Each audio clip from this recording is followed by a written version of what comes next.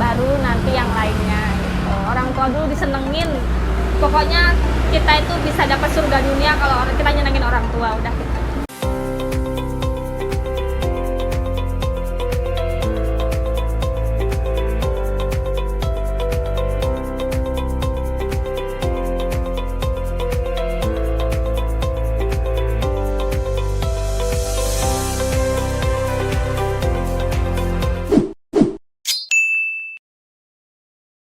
Nama saya Lulu Ulwiah, tapi saya kalau di Jogja itu akrabnya dipanggilnya Uli gitu. Kalau di keluarga panggilnya Lulu gitu. Jadi kalau ada yang nyari Lulu atau Uli ya saya.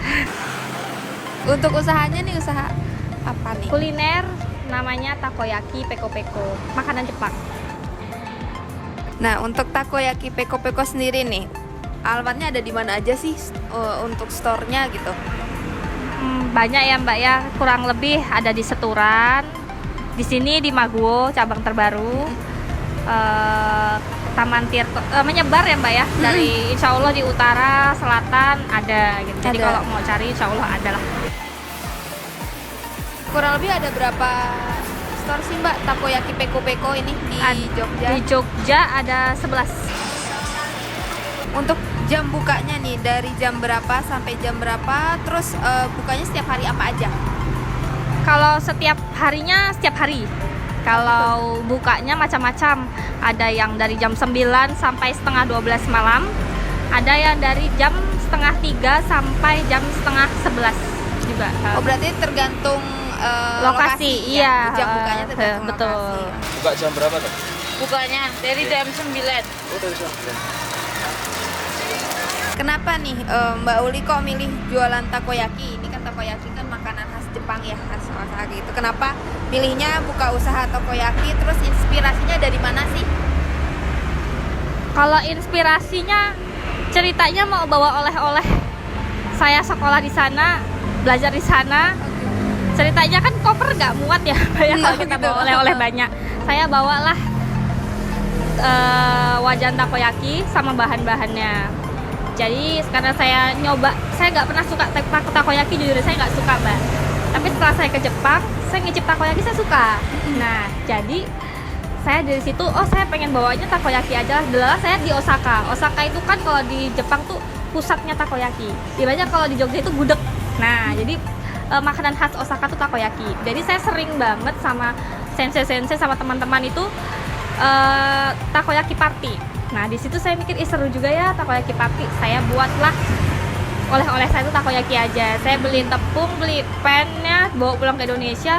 Tapi terkendala di bandara, tepung, saus dan lainnya tidak boleh masuk. Jadi saya hanya bawa pen. Nah, di situ saya survive gimana caranya teman-teman saya mencicipi takoyaki yang ada di Jepang, rasanya mirip yang saya rasain di Jepang. Nah, dari situ sebetulnya harusnya bawa tepung sama sausnya ya, tapi kan nggak boleh tuh di bandara. Jadi saya nggak mau bikin resepnya sendiri gitu. Oh, gitu. Jadi Berarti dari situ inspirasinya, pengen bawain oleh-oleh ke teman-teman yang ada di Indonesia. Jogja, terutama Indonesia gitu ya. Jadi gitu. Berarti untuk tepungnya terus saus takoyakinya sendiri itu Mbak Uli coba-coba sendiri berarti? Iya bener, jadi saya tuh kayak bikin rasanya udah sama belum, nggak enak, ganti lagi gitu. Jadi semua bahan saya coba, kan di YouTube juga ada tuh ya cara bikin saus takoyaki, saya coba rasanya nggak sama gitu kan, kok nggak kayak di Osaka sih gitu. Jadi saya mix bahan sendiri jadinya gitu. Jadi akhirnya ya jadilah itu resepnya ya. Terus tadinya saya awalnya hanya jualan kayak teman-teman, Li kemarin oleh-olehnya enak, saya mau dibikinin dong, saya beli gitu. Oh ya udah saya bikinin. Terus teman-teman pada ngambil ke rumah atau saya nganter.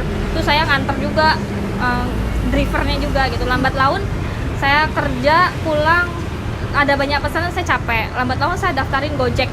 Jadi teman-teman kalau mau takoyaki pesan aja di Gojek, namanya takoyaki peko-peko. Saya itu keceplosan banget namanya peko-peko. Karena saat saya mau nganter, saya ingat banget ke adik kelas saya. Kalau di Jepang kan panggilnya kohai ya. Kohai saya itu adik kelas saya. Kok ngirim-ngirim takoyaki nggak ada namanya ya? Udahlah saya namain lah peko-peko. Artinya kan lapar. Jadi ibaratnya bisa menjadi pengganjal lapar gitu. Oh gitu. Jadi Berarti peko-peko itu artinya lapar. asal nama peko-peko itu sebenarnya nggak direncanakan, Tidak tapi sama iseng. sekali. Bener-bener saya baru masukin plastik. Saya dari kemarin bikin takoyaki nggak ada namanya tuh gimana ya gitu kan. Kasih nama peko-peko aja lah kak gitu. Jadi saya bilang sama suami saya gitu, kasih nama peko-peko aja gitu. Peko-peko itu tadi artinya Lapar. lapar. Itu bahasa Jepang. Iya betul. Peko-peko. Peko-peko Oke. dayo. Itu yang putih apa? Apa? Yang putih itu mayones. Ya. Lalu nih Mbak Uli, untuk takoyaki peko-peko sendiri itu variannya ada isi apa aja sih gitu? Terus kisaran harganya per porsi ada harga berapa aja? Sebetulnya mbak kalau ngomong takoyaki, judulnya kan takoyaki. Tako tuh artinya gurita. Gurita, ya. Nah yaki itu panggang. Jadi sebenarnya isinya harusnya cuma gurita ya. Cuman kita itu takoyaki peko-peko itu gimana caranya bisa diterima masyarakat luas. Banyak yang nggak suka seafood gitu kan. Jadi saya variasi dengan isi sosis, keju, apalagi bakso, sama crab stick gitu. Jadi orang yang nggak suka seafood bisa pesan yang lain gitu. Tapi kalau teman-teman saya atau dosen saya atau profesor saya datang ke Indonesia nanya takoyaki ada isi lain-lain pasti saya diketawain sih. Karena takoyaki itu takoya hanya tako. Gurita gitu. Jadi isinya macam-macam. Untuk kisaran harga paling murah 8.000, paling mahal berapa? 32.000. Yang 8.000 untuk isi berapa? Isi 4, Empat. dalamnya sosis atau bakso. Oh gitu. Kalau yang 32.000 isi 12, yang varian black takoyaki karena ada black dan original. Kalau yang black itu yang paling mahal yang besar. Atas nama Kak Moni. Yang black itu adonannya kan warna hitam itu dari apa Mbak? Kalau dari Warnanya. blacknya itu kami pakai ketan hitam, jadi hitam Oh, ya. tepung ketan Jadi hitam. kita tambahkan bumbu-bumbu rahasianya juga gitu ya. Jadi yang penting tidak ori, ada blacknya. Sudah berapa lama sih Mbak Uli ini jualan takoyaki gitu, dari tahun berapa? Itu dari 2019. 2019. Jadi awalnya saya ya kayak gitu tadi, order saya terus saya order antar gitu. Itu 2019 saya mulai buka ke terjun ke food street ini baru 2020 apa 21 ya, sekitar 2020 akhir.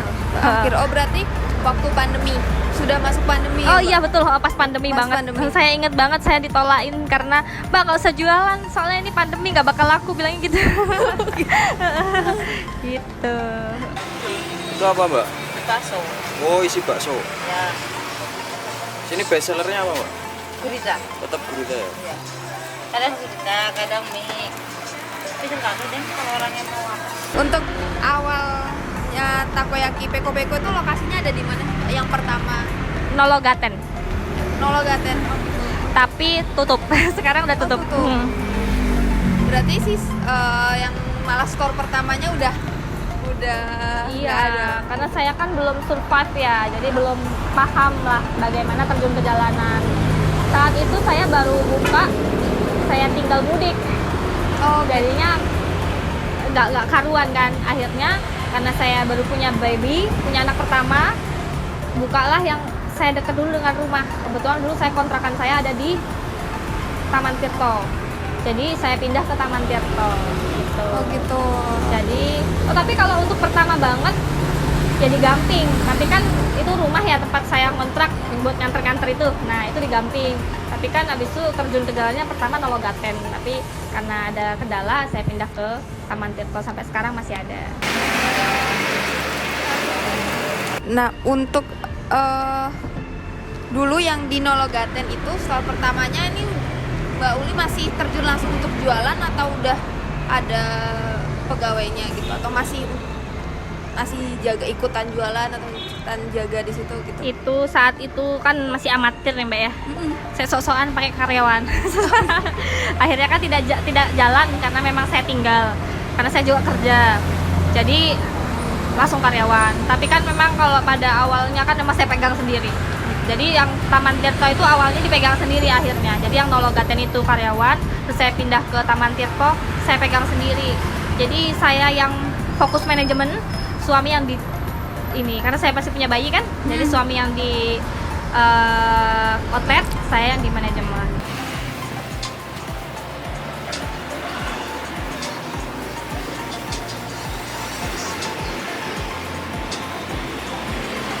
Untuk bahan-bahan pembuatan takoyaki sendiri itu apa aja sih Mbak? Untuk Bahan utamanya tepung ya, tepung tepung dalamnya macam-macam tadi itu, udah itu aja. sama untuk topping yang khasnya itu dari apa ya, katsuobushi namanya. Iya, betul, itu katsuobushi. itu apa sih sebenarnya? Katsuobushi itu ikan cakalang serut. Cara-cara Ikan cakalang kering, dipanggang, diasap, kemudian diserut tipis. Tepungnya saya nggak tahu tepung apa ya, sama ini soda. Nanti kalau mau ngasih ini baru dikasih telur. dulu nih awal-awal pas coba buka takoyaki peko-peko tuh awal modalnya berapa sih Mbak? Bicara modal berapa ya? Saya dulu seadanya duit sih Mbak ya. Jadi kalau ada uang ya saya beliin modal, terjual beli lagi gitu. Jadi kalau dibilang modalnya berapa, saya dulu hanya bermodal uang 70.000. Di awal banget Iya, itu 70.000. Tapi kan belum sama pen yang saya bawa dari Bawa dari Jepang Jepang. ya. Tapi kan itu kan ibaratnya memang nggak niat untuk buat usaha gitu. Jadi kalau modal ketika saya niat usaha banget tuh 70.000.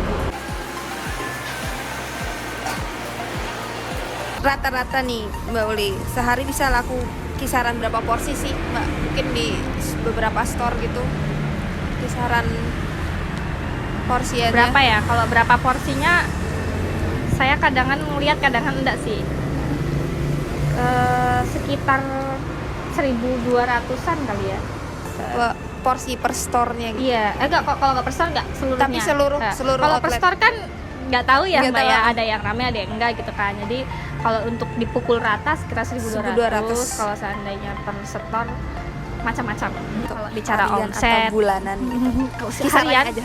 hariannya sekitar kotor ya Mbak ya? Iya. Kotor sekitar 15 juta. Itu untuk dari seluruh 11 outlet tadi. Berarti adonannya kalau habis bikin lagi. Iya. Nggak stok adonan banyak gitu. Katanya kalau nggak habis tuh. Untuk takoyaki peko-peko ini kan sudah ada 11 outlet tadi ya. Nah, itu tuh sistemnya cabang kah atau franchise sih sebenarnya? Semua cabang. Saya nggak buka franchise. Kenapa memilih bukanya cabang nih Mbak, nggak buka franchise gitu? Saya nggak siap Mbak kalau franchise. Oh, gitu. Satu nggak siap aja gitu. Saya tuh kan buka peko-peko pengennya bermanfaat ya, buat pertama buat lapangan pekerjaan. Nah kalau franchise itu biasanya kan orang yang franchise itu orang yang punya uang, ya kan? Gak mungkin dia bisa franchise puluhan juta kalau dia nggak punya uang. Kalaupun ngutang kan dia bisa membayar utang itu, dia berani franchise. Jadi ngapain saya nolong orang yang udah bisa, udah mampu, kan? Jadi saya pengennya yang ya kayak tim-tim saya gitu, kira-kira biasanya kan mahasiswa. Jadi karena saya ngerasain saya dulu masih kuliah, nyari lapangan pekerjaan nggak bisa, saya apa ya nggak punya uang buat makan, saya kan pengen freelance sana sini susah, ada pun saya cuma dapat fee berapa gitu kan saya juga ngerasain saat jadi mahasiswa. Makanya itu saya banyak juga tim-tim saya tuh mahasiswa gitu. Jadi saya pengennya tuh bermanfaat Mbak. Itulah kenapa saya nggak mau franchise, karena biasanya orang yang sudah bisa franchise tuh orang yang sudah bisa, ibaratnya sudah bisa berdiri dengan kaki dia sendiri gitu. Hanya ingin menambah itu nggak sih, menambah apa namanya kayak saham gitulah ya, kayak pengen Lini nambah bisnisnya aja. gitu. Jadi enggak deh gitu. Dulu latihan nggak Mbak? Apa? Training dulu Iya, training dulu Mas. berapa hari? Kalau trainingnya berapa hari ya? 5 hari. Suka dukanya Mbak Uli nih selama buka usaha takoyaki ini apa sih gitu? Dari yang awalnya mungkin cuma di Logaten aja sama Taman Tirto, sekarang sampai sudah punya 11 cabang. Suka dukanya? Suka dukanya kalau apa ya, kalau tim saya tidak bisa berkomitmen, itu aja. Selain itu saya ikhlas aja sih Mbak, mau ada apa, ada fitnah, ada apa ya, namanya bisnis kan pasti ada lah ya gitu. Itu saya ikhlas aja. Tapi kalau tim saya sendiri yang nggak bisa berkomitmen, saya fall sedihnya. Udah itu aja. Lainnya udah biasa lah.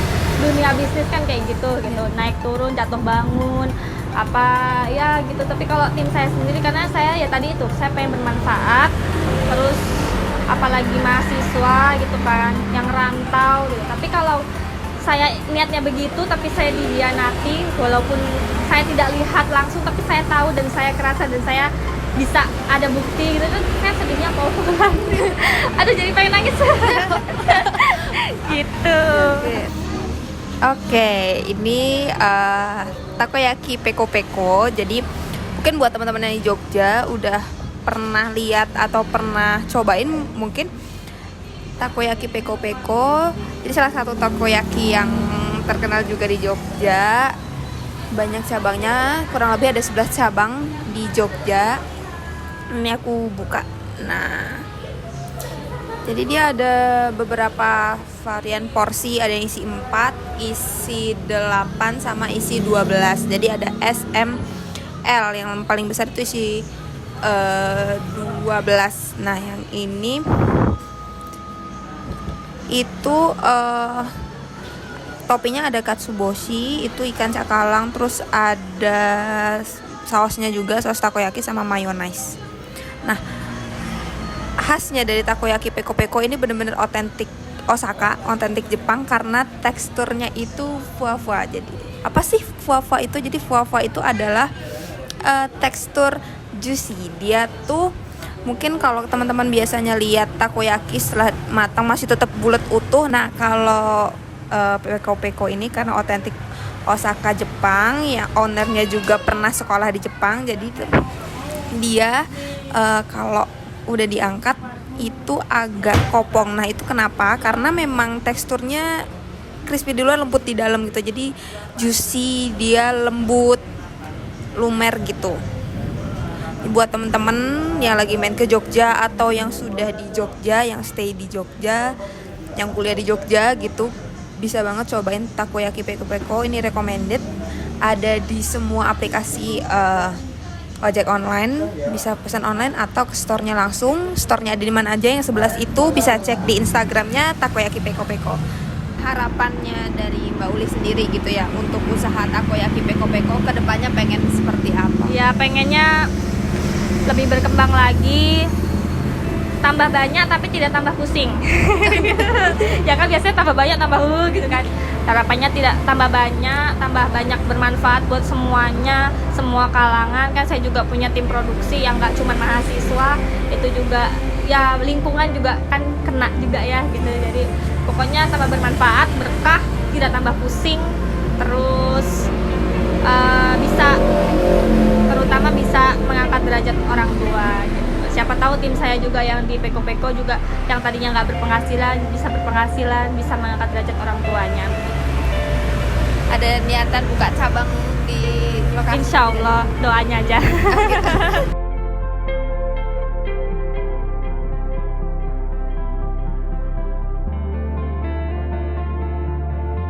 Mungkin ada motivasi atau saran buat teman-teman yang ingin buka usaha tuh harus seperti apa sih, harus apa gitu?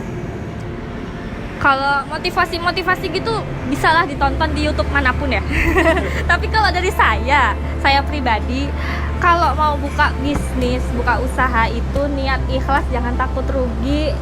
Itu ya, itu sih terutama satu. Kedua, jangan mikir untungnya dulu ya, berarti ya.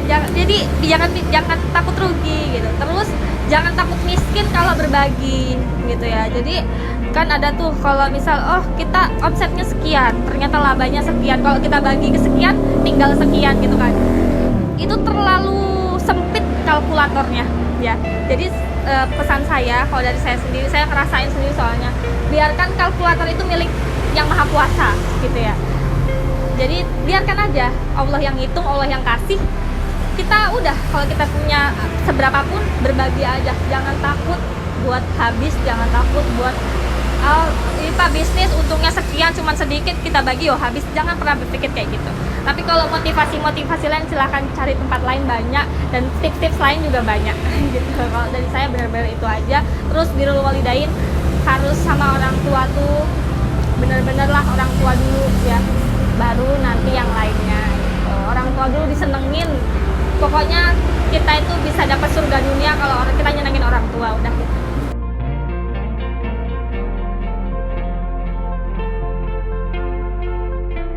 takoyaki peko-peko. Mantap.